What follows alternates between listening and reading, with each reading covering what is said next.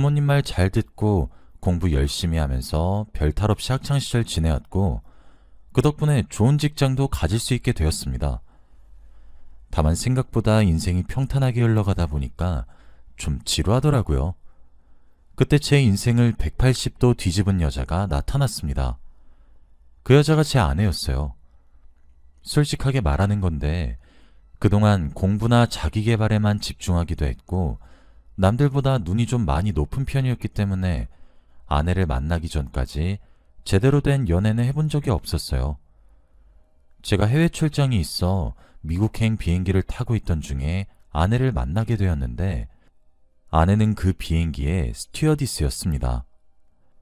단정하게 위로 올린 머리며 유니폼까지 잘 어울리는 아름다운 자태에 제가 첫눈에 반했어요. 가끔 보면 지금의 배우자를 만났을 때 언뜻 머릿속에서 이 사람이랑 결혼하게 되겠구나 하는 느낌이 들었다는 사람이 많이 보이던데 저도 마찬가지였어요.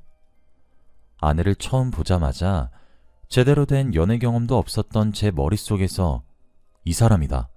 이 사람이랑 결혼하게 되겠구나. 바로 느낌이 왔었죠. 민폐라고 말하면 할 말 없지만 제 운명이라고 생각한 여자를 놓치기 싫다는 집념 하나로 비행 중인 비행기 안에서 아내에게 전화번호를 얻어내고 호감 표시를 했었습니다. 다행히 아내도 싫어하는 눈치가 아니었죠. 비행이 끝나고 미국에서 아내에게 전화를 걸었어요. 그런데 자기도 아직 미국이라는 말에 제가 재빨리 저녁을 같이 하자고 제안했고 아내도 승낙해서 그렇게 첫 데이트를 시작하게 되었죠. 알고 보니 아내는 미국 국적을 가진 사람이었어요. 외관이나 말하는 건 한국인이랑 다름없었는데 그건 아내가 한국에서 대학을 나온 재미교포여서 그런 거였죠.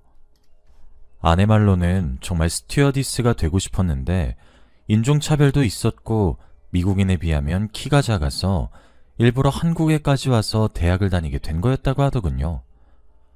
아내의 그런 사연을 듣고 나니 꿈을 위해서 노력했던 아내의 모습에 저는 한 번 더 반했습니다. 저희는 그 이후로도 연락을 이어나가게 되었고 나중에는 장거리 커플로까지 관계가 발전하게 되었습니다. 사실 재미교포인데다 스튜디어스 일로 바쁜 아내와 연애하는 건 정말 쉬운 일이 아니었습니다. 제 주변 친구들도 포기하라고 지금이야 둘이 잘 사귄다고 해도 나중에 결혼까지 가능하겠냐면서 제 마음에 비수를 꽂았죠. 물론 전 그래도 아내와의 사랑을 포기하지 않았습니다. 아내를 정말 사랑했거든요. 아내와 결혼하기 위해서라면 무슨 짓이든 할 수 있을 정도로요. 간절히 바라다 보니 제 소원도 이뤄지더군요. 제 얼굴을 보겠다고 한국까지 와준 아내에게 앞뒤 가리지 않고 대뜸 청혼을 했는데 아내는 웃으면서 좋다고 제 청혼을 받아들였습니다. 사실 청혼이 애들 장난도 아니고 워낙 갑작스러웠으니까 거절할 수도 있는 거잖아요. 저도 아내에게 거절당할 각오라면서 청혼을 준비한 거였거든요. 그런데도 아내가 흔쾌히 좋다고 하니까 정말 행복해서 날아갈 것 같았죠. 아내가 미국에서 부모님을 모시고 와서 상견례도 했습니다. 결혼 진행 과정에서 저희 부모님이 아내를 두고 하시는 말씀이 생긴 건 한국인이어도 검은 머리 외국인이나 다름없는데 어떻게 같이 살겠냐며 반대하셨지만 제가 강하게 밀어붙여서 아내와 저는 정식 부부가 되었습니다. 저희 부모님 등살 때문에 아내가 포기해야 했던 것도 많았죠. 서로의 직장이 각각의 나라에 있다 보니 결혼하고 어디서 살지가 저희 부부에게는 민감한 문제였는데 저희 부모님이 무조건 한국에서 계속 살라고 하셨거든요. 다행히 아내가 미국은 휴직 개념이 한국에 비해 자유롭다고 양보해줘서 아내가 일을 잠시 그만두고 저와 함께 한국에서 살게 되었습니다. 고부 갈등이 조금 있긴 했어도 부부 사이에는 문제가 없었습니다. 핏줄은 한국인이나 다름없긴 해도 거의 평생을 다른 문화권에서 살아왔다 보니 함께 살면서 이런저런 충돌이 많을 거라고 생각했는데 다행히 아내나 저나 서로에 대한 배려를 최우선으로 하는 성격이라 그 흔한 부부싸움도 없었습니다. 행복만이 가득했죠. 아내는 미국에서 자기 오빠들 셋이랑 화목하게 보냈던 어린 시절 추억 때문에 빨리 아이를 갖고 싶어 했어요. 아직 첫 아이가 생기지도 않았는데 꼭 형제자매를 만들어주고 싶다고까지 하면서 아이를 많이 기대하고 있었죠. 저는 사실 아이에 대해서는 별 생각이 없었고 임신이나 출산하는 것도 결국 아내가 하는 거였기 때문에 전적으로 아내 뜻에 맡겼어요. 그런데 아내가 아이를 많이 원하고 있는 걸 알았기 때문에 서로 노력했지만 아이는 찾아와 주질 않았습니다. 처음에는 조바심 내지 않고 있다 보면 자연히 찾아와 줄 거라 생각했는데 결혼하고 꽤 시간이 흐른 후에도 저희 사이에는 아이가 들어서지 않았죠. 결국 불안해진 아내 말에 따라 병원에 가서 불임 검사를 했습니다. 결과는 참담했죠. 남편분 정자에 운동성이 거의 없습니다. 이대로 자연 임신은 어려우실 거예요. 아내는 모든 게 정상인데 제 문제로 임신이 안 된다고 생각하니 그동안 기대했다가 실망한 아내의 모습을 자주 봐왔던 터라 아내에게 너무 미안하더군요. 가장 울고 싶은 건 본인일 텐데 아내는 제게 웃으면서 괜찮다고, 의사분이 시험관 시술을 추천해 주셨다고, 완전히 가능성 없는 이야기는 아니니까 절망하기는 아직 이르다고 기운을 북돋워 주더군요. 시험관 시술도 말이 좋아 시험관 시술이지 과정이 나름 고통스러운 건 주변에서 들어서 알고 있었는데 아내는 잘 참아내 주었어요. 다행히 결과가 좋아 임신에 성공했죠. 소중한 아이가 찾아와준 기쁨에 아내도 저도 극도로 조심하면서 10개월을 보냈습니다. 그런 기대 속에서 남자아이가 태어났고 그날을 생각하면 아직도 손에 땀이 날 정도로 긴장했던 기억이 생생합니다. 아내가 더 힘들어하는 건 보고 싶지 않아 일단은 아들 하나로 만족하자고 했고 아내도 동의했는데 저희에게는 아직 비극이 남아있었죠. 어렵게 태어난 아들이 혈액암이란 거예요. 생후 1년을 겨우 넘긴 애가 무슨 암이냐, 온 집안에서 난리가 났는데 알고 보니 운동성이 약한 종자는 원래 자연적으로 경쟁에서 탈락되어야 하는데 저희는 억지로 시험관 시술을 거쳐서 임신을 시도했다 보니 부작용이 나온 것 같더군요. 이 사실을 안 아내는 망연자실했지만 그래도 저희는 아들을 살리기 위해 돈과 노력을 아끼지 않았습니다. 하지만 하늘도 무심하시지 아들은 끝내 세상을 떠나고 말았어요. 아내는 하루 종일 울고 한동안 꼼짝없이 침대에만 누워 폐인처럼 살았어요. 그런 와중에 저희 부모님은 어렵게 얻은 아들 떠났다고 은근하게 아내를 구박하시더군요. 제가 분명하게 하지 말라고 몇 번이나 말씀드렸는데도 저 모르는 사이에 이런저런 일이 많았던 것 같았어요. 엄마, 따지고 보면 다 내 책임이에요. 병원에서도 나한테 문제 있다고 했고 무리해서 아이 가지려다 이렇게 된 거야. 진아한테 뭐라 하지 마요 좀. 얼씨구, 네가 무슨 문제가 있어? 네가 무슨. 뱃속에 있을 때 엄마가 뭘 잘못했으니까 그 갓난아기가 가버린 거지. 저희 부모님이지만 극성이긴 하셔서 제가 아무리 납득을 시키려고 해도 아이가 떠난 걸 무조건 아내의 잘못으로 몰아가셨습니다. 그래서 아내는 자기 때문에 아이가 죽었다는 죄책감이 더 심해졌고요. 그런 아내가 걱정된 저는 산 사람은 살아야 한다고 곁을 지키면서 위로하고 아내의 상처를 보듬어주기 위해 매일같이 노력했습니다. 그렇게 한 보람이 있었는지 다행히 아내는 조금씩 활기를 되찾았어요. 가끔 공원에서 아이 손잡고 나온 부부들 모습을 보면 슬픈 눈을 하고 있긴 했지만요. 아내에게 아이보다 당신이 더 소중하고 요즘 부부들처럼 아이 없이도 즐겁게 잘 살 수 있으니까 한번 노력해보자고 말하니 아내도 별 수 없이 고개를 끄덕이더군요. 그러던 어느 날 거래처에 들렀다가 일찍 퇴근했던 날이었습니다. 일찍 퇴근한 김에 아내가 좋아하는 연해 스테이크를 사가려고 집 근처 대형마트에 혼자 장을 보러 갔죠. 오랜만에 기분 전환도 할 겸 와인과 연어를 사서 즐겁게 돌아가려고 하는데 저 멀리 앞쪽에서 익숙한 실루엣이 보이는 겁니다. 아내였어요. 반가운 마음에 아내에게 다가가고 싶었는데 그럴 수 없었습니다. 아내의 옆에 어떤 남자가 스윽 다가가더니 아내가 그 남자를 보고 환하게 웃는 겁니다. 그리고 둘은 신혼부부처럼 다정한 모습으로 함께 장을 보더군요. 믿고 싶지는 않았지만 아내가 다른 남자를 만나고 있는 것 같았습니다. 저는 숨죽인 채 둘의 뒤를 미행했습니다. 둘은 마트에서 장을 보고 나서 아내와 저의 집으로 향하더군요. 처량하게 현관문에 귀를 대고 안에서 무슨 일이 일어나고 있는지 듣고 있었습니다. 차마 여기에 다 적기엔 제 마음이 너무 아파서 그럴 수 없을 것 같습니다. 저는 더 이상 참지 못하고 현관문을 박차고 들어가서 현장을 덮쳤습니다. 아내와 그 남자는 당황스러운 눈으로 저를 보고 있었어요. 지금 이게 뭐 하는 짓이야? 저는 그 남자를 힘껏 밀쳐 아내로부터 떼어놓았습니다. 아까 마트에서 얼핏 보기에도 거의 20대 정도 되어 보이는 젊은 인상이었는데 가까이서 보니 더 어려 보이더군요. 오빠, 왜 이래? 왜 사람을 때려? 아내가 그 남자를 감싸고 돌면서 제게 소리쳤어요. 너야말로 왜 이래? 어떻게 이럴 수가 있어? 서준이 떠난 지 얼마나 됐다고 이래, 당신? 아니지, 내가 지금 뭐 착각하고 있는 거지? 제가 넉나간 표정으로 그럴 리 없다는 듯 중얼대니 아내는 고개를 푹 숙이고 말했습니다. 오빠, 미안해. 나 이 사람 덕분에 서준이 떠나고도 겨우 웃을 수 있게 됐어. 오빠 얼굴 보면 자꾸 서준이 떠나던 모습이랑 시어머님 나한테 타박하시는 거 떠올라서 나 너무 힘들어. 더 이상 같이 못 살겠어. 같이 못 산다니? 그게 무슨 소리야? 우리 이혼하자. 미안해.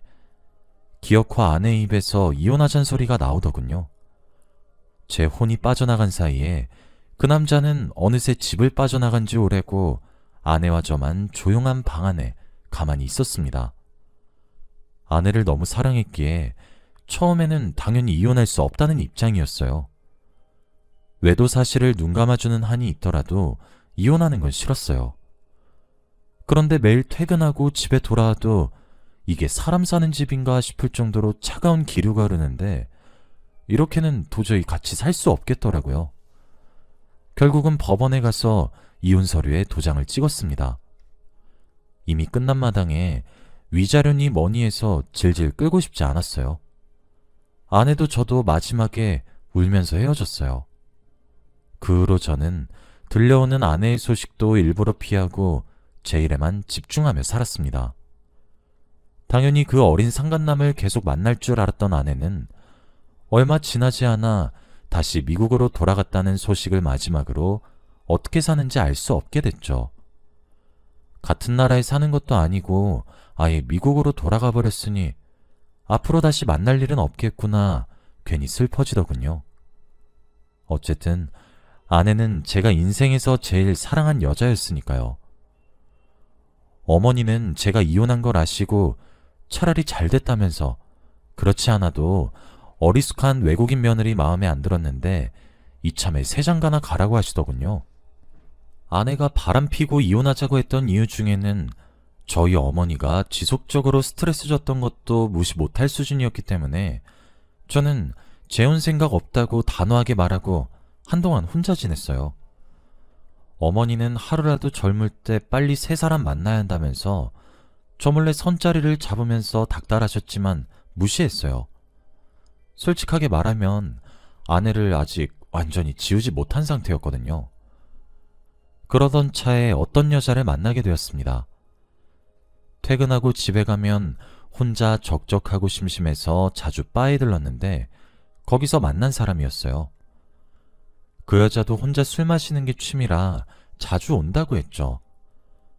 알고 보니 제 직장 근처에 있는 3층짜리 카페의 주인이더군요. 말을 섞을 기회가 생겨서 술김에 서로의 얘기를 하나씩 털어놓다 보니 마음속에 숨기고 있던 얘기들도 하나씩 하게 되더군요. 우연히 만난 사이였는데 어떻게 이럴 수가 있나 싶을 정도로 저와 잘 맞았어요. 아니, 그냥 취향은 아예 복사한 수준이었어요. 제가 좋아하는 노래 장르며 영화랑 입맛까지 전부 저랑 똑같았어요. 그리고 무엇보다도 묘하게 전처와 비슷한 스타일이라 더욱 끌렸죠. 인상도 비슷한 편이었는데 머리며 옷까지 전한 애가 생각나는 모습이었어요. 그냥 술친구로 다시 안 만날 것처럼 이야기 주고받는 게 다였는데 어느새 그분과 낮에도 약속을 잡아 데이트를 하는 연인 사이로 발전했죠. 사귄 기간이 길어지다 보니 나이도 있고 해서 결혼에 대해 고민하게 되었습니다. 사실 저는 이미 한번 다녀오기도 했고 왠지 여자친구에게서 전처의 모습을 찾는 기분이라 결혼에 대해서는 조금 망설여졌어요. 그런데 여자친구가 결혼을 너무 원했어요.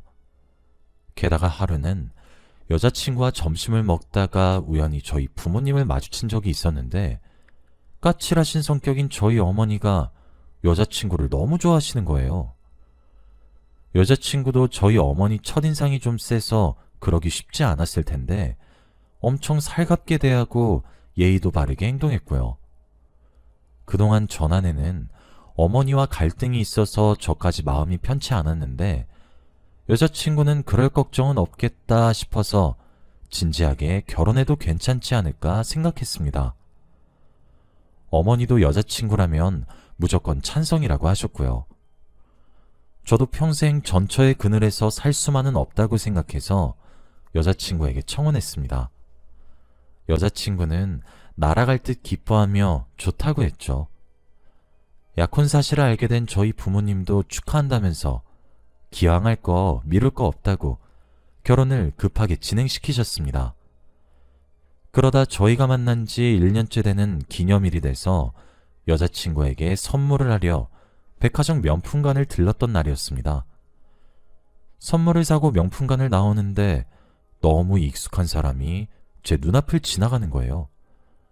다시는 볼 수 없을 것 같았던 전처였습니다. 생각할 겨를도 없이 달려가 전처를 붙잡았어요. 전처는 깜짝 놀란 눈으로 저를 보고 말을 더듬더군요. 오빠. 그런데 전처의 옆에는 손을 잡고 저를 올려다보고 있는 4살짜리 꼬마애가 있었습니다. 이미 끝난 사이긴 해도 한때 사랑해서 같이 살았던 사람인데 어떻게 사는지나 알고 싶어 얘기를 좀 하자고 했어요. 전처도 알겠다고 해서 셋이 함께 카페로 갔죠. 우선은 전처의 옆에 있던 아이가 너무 궁금해서 제가 먼저 물어봤어요. 재혼한 거야? 한국은 언제 온 거야? 이제 아예 여기서 사는 거야? 재혼 안 했어. 전처는 기어들어가는 목소리로 대답하다 말고 대뜸 울음을 터뜨리더군요. 갑자기 왜 이러나 싶어 전처에게 휴지를 건네니 진정이 됐는지 전처는 그동안 있었던 일들을 제게 하나하나 털어놓았습니다. 전처와 함께 있던 꼬마아이여, 애아빠가 저라고 하네요. 자기가 바람 피운 것도 사실이고 잠시 마음이 흔들렸던 것도 사실인데 실제로 무슨 일이 있었던 건 아니래요. 그냥 애들 소꿉장난에 불과했다고 하더군요. 저랑 이혼하고 얼마 안 있어 바로 미국에 있는 친정으로 돌아갔고 아무 생각 없이 있다가 아이를 임신한 걸 알게 되었다고 하더군요. 아이가 생긴 걸 알았을 때 왜 나한테 연락 안 한 거야? 도저히 이해가 안 가서 제가 다그치듯 물었어요. 그랬더니 전처가 한숨을 쉬고 대답하더군요. 솔직히 그때는 정신적으로 내가 너무 힘들었고 시어머니 일도 있고 나도 바람 피운 마당에 염치가 없었어. 그냥 이대로 조용히 나 혼자 키우는 게 낫겠다 생각한 거야. 미안해. 전처가 또 말하길 먼저 떠나보낸 첫 아이만큼 심각한 건 아니지만 아이 호흡기가 약한 편이라 치료를 위해서 잠시 한국에 머물러 있다고 하더군요.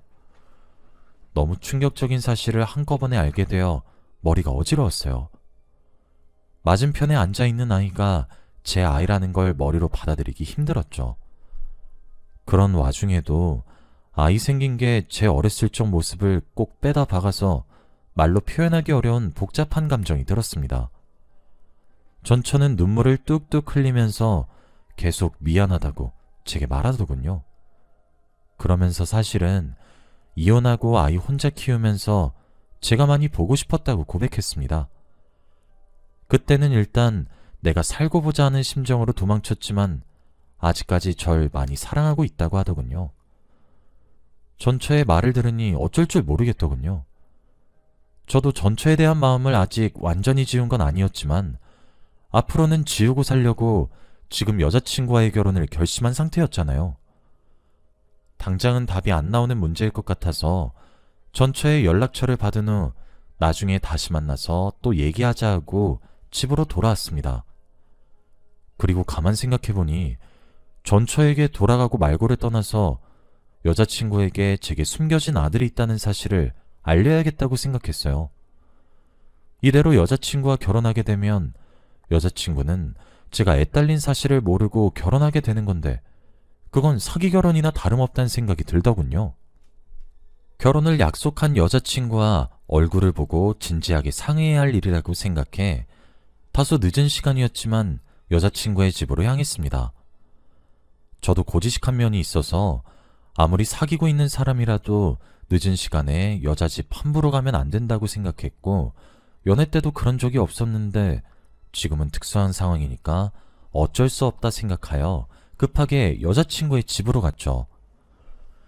여자친구 집 앞에 도착해서 초인종을 누르기 직전 현관문에서 익숙한 말소리가 들리더군요. 이 늦은 시간에 저 말고 여자친구 집에 손님이 와 있는 것 같았어요. 순간 당황해서 현관문을 사이에 두고 가만히 말소리를 듣고만 있었는데 목소리의 주인이 저희 어머니인 것 같았어요. 어머니가 여긴 웬일이지 생각하고 있었는데 그 후로 깜짝 놀랄 이야기들이 들려오더군요. 그래, 기현이는 아직 눈치 못 챘어? 네, 당연하죠, 어머님. 어머님이 저한테 미리 알려준 거 꿈에도 모르고 그냥 저희가 천생연분이라고 생각하는 것 같아요. 그럼 됐어. 걔 그냥 호라비꼴로 늙어 죽는 거 보기 싫어가지고 너 몰래 접근시킨 거 알면 난리나. 들켜도 결혼 후에 들키면 지가 어쩔 거야? 또 이혼할 수도 없을 텐데. 그러니까 결혼 전까지는 조심해. 알겠지? 처음에는 제 귀를 의심했습니다. 그동안 여자친구와 제가 닮았다고 생각한 부분들이 실은 뒤에서 어머니가 몰래 알려준 거였다뇨. 그것도 모자라 여자친구와 저와 제가 만난 거 자체가 어머니가 의도적으로 계획한 거였다니. 여자친구와 처음 만났을 때 여자친구가 전처와 비슷한 차림을 하고 있었던 걸 기억하니 이것도 어머니가 언질해준 건가 싶어 순간 소름이 다 돋더군요. 아직 전처와의 상처로부터 회복되지도 않았는데 자꾸 재혼 타령한 것부터 아예 제 인생을 자기 마음대로 조종하려고 했다는 사실에 화도 치밀었습니다. 현관문이 열리고 그 앞에 제가 화난 표정으로 서 있는 걸 본 여자친구와 어머니의 표정은 사색이 되도록 창백해졌습니다. 아무리 그래도 어떻게 이런 짓까지 하면서 제 인생을 갖고 노실 수가 있어요? 그리고 너도 그동안 속아 넘어간 나 보면서 속으로 얼마나 웃었어? 우리 결혼 없던 일로 하자. 어머니도 아들 인생이 자기 건 줄 아는 그 버릇 고치기 전까지 저한테 연락할 생각 마세요. 뒤에서 여자친구는 저보고 오빠 하고 부르고 어머니는 천하의 불효 막심한 놈이라며 저를 욕하셨지만 전 어쩐지 속이 시원해진 기분이 들더군요. 그 후로 여자친구에게 연락이 왔어요. 정말 미안하다고 장문으로 사과하는 내용이었지만 이미 너무 크게 실망해버려서 전처럼 돌아갈 수 없을 것 같다고 말하고 관계를 끝냈습니다. 그리고 전처와 아들을 다시 만났어요. 시간이 약이라고 어느샌가 전처를 보니 다시 마음이 동하더군요. 아직은 전처와 재결합에 대해 진지하게 얘기하지 않았어요. 아들에게 그동안 없었던 아빠 역할을 제대로 하는 게 우선일 것 같아서요. 서로 말만 안 하고 있다 뿐이지 이제야 모든 게 제자리로 돌아왔다는 생각이 들어요. 사실 전처도 저도 마음이 깊게 남아있기 때문에 재결합은 시간 문제일 것 같아요. 이런 일이 다 있나 싶은 특이한 경우지만 두 번째로 주어진 기회이니만큼 가정을 지키기 위해 더욱 열심히 노력해보려고 합니다. 응원 부탁드릴게요. 사연 읽어주셔서 감사합니다.